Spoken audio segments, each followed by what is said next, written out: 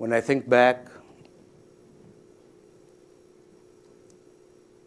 about how and what I was taught and where I had come from,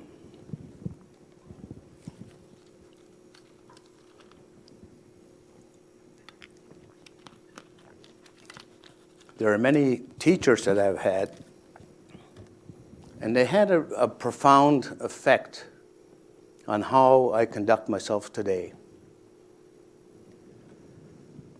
We spoke earlier, Ashley, myself, and a couple of other people about, where I was from and who I was raised by and what had happened to me in my life. And as Ashley said, my bio is in my stories. And my stories go back to a time that I can remember as far back as when I'm 2 years old. And my great-grandmother, we called her Gijinu, was probably one of the greatest teachers I've had because of how she conducted herself on a daily basis. I was part of the 60s scoop, what you hear about today. And for those of you who don't know about the 60s scoop, that was a time when if a single parent had a family, the Indian agents would come into your house and take all the children from that single parent and put them in foster care. There was one other family besides mine who was scooped out of our community. And we grew up not knowing if we were going to see each other again. And when I think back about my great-grandmother intervening on my behalf and bringing me into her house, we had no running water in our houses at that time. So I'd have to go to the brook and get water. But our daily routine was that she would holler for me, and I would wake up in the morning, usually about 5 or 6. And I'd have to go and load up her pipe. And she would smoke her pipe before she would get out of bed.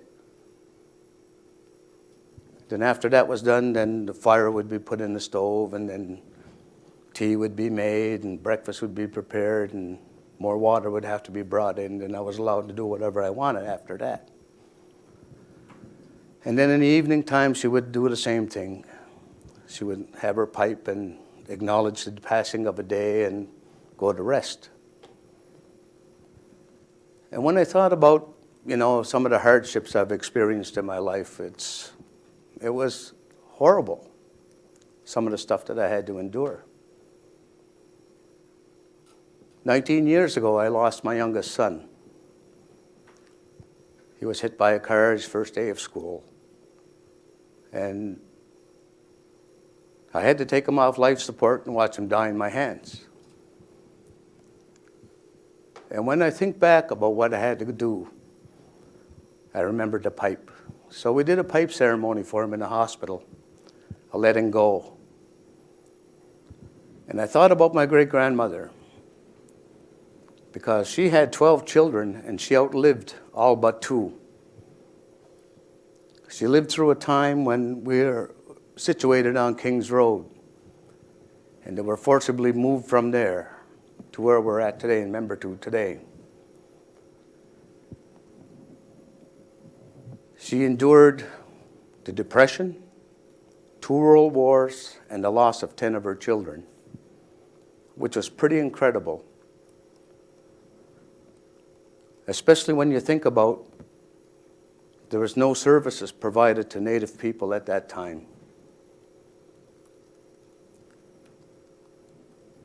So when I reflect back on that, thank you, Gijinu, I say. She was also the mother of Donald Marshall Sr., who was our past Grand Chief, and the grandmother of Donald Marshall Jr. And these 2 remarkable men impacted my life also, because I was able to travel with my uncle, learn much from him. And Donald Marshall Jr., well, I was the court worker who started the process of him being exonerated from prison in the situation that he was faced with as a convicted killer. I started that process. And when I look back, those are just some of the things I've done.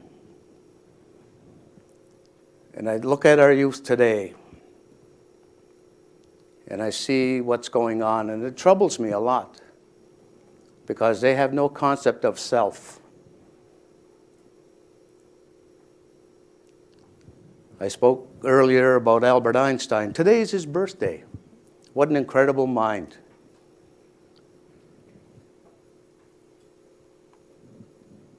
He said intelligence is not knowledge. Intelligence is imagination.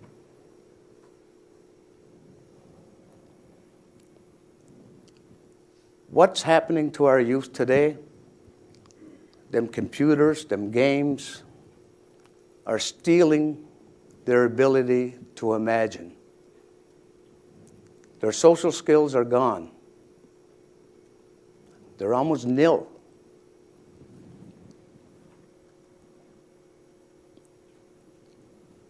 So when I see that, and the brother and I, we have the camp. And in that camp, I don't allow anybody to bring computers or cell phones because it's a different situation altogether. We got to go back. We have to understand who we are as a people, as a human being. And what does it mean to be ulnu? I asked that of our elders. Some of them were perplexed by what I asked. Wenig na ulnu. Goit ulnue. What does it mean?